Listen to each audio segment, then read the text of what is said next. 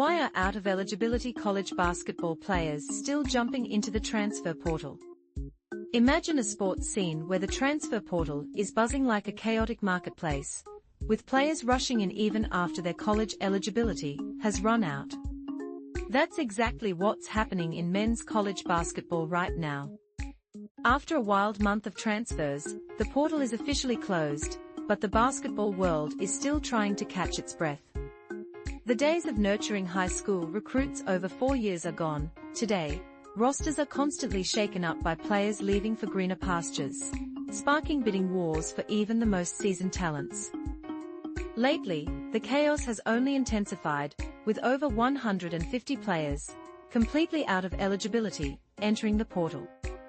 Big names, from Clemson's Ian Schiefelin to Kansas' Zeke Mayo, Maryland's Julian Reese, Minnesota's Dawson Garcia, and Memphis' Dane Dinger, are making headlines.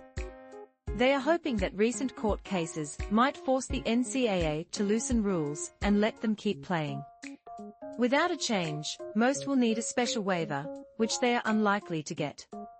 A major motivator behind these decisions: money. Thanks to NIL, the NCAA's new way of allowing players to earn, some out-of-eligibility players are eyeing one last cash-in. This off-season, reports suggest players like BYU's Robert Wright II might be pocketing over $3 million to transfer.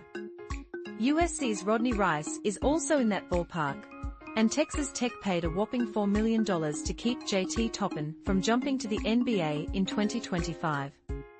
It's a new era where college basketball is becoming more lucrative than ever, sometimes even more tempting than overseas pro options outside the NBA radar. But as these players chase dollars, questions loom. Do they really have a chance to get cleared to play? Both Schiefelin and Mayo publicly explained their transfer decisions on Twitter, hinting that ongoing NCAA rules and pending cases are giving them hope for more eligibility. But nothing's guaranteed. The truth: the NCAA has been caught in repeated court battles lately, and it's losing. The bigger showdown: the House v. NCAA case, which could reshape college sports by ending amateurism and paving the way for players to earn a share of revenue, potentially allowing schools to pay athletes directly, possibly up to $20 million for programs like basketball and football.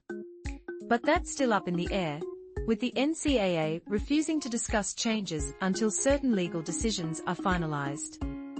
On top of that, several other lawsuits challenge NCAA rules. Rutgers Jedalod questions why eligibility is capped at 4 seasons over 5 years. Others, like Nizia Forkurian and NC State's Corey Coley, are fighting for waivers, while Vanderbilt's Diego Pavia even got an extra year after courts recognized that his junior college seasons shouldn't count against his DI eligibility. All these legal battles mean the current landscape is anything but stable. And with the NCAA not even talking about extending eligibility, no one knows what's next. Meanwhile, the chaos is taking a toll. College was supposed to be a 4-year journey.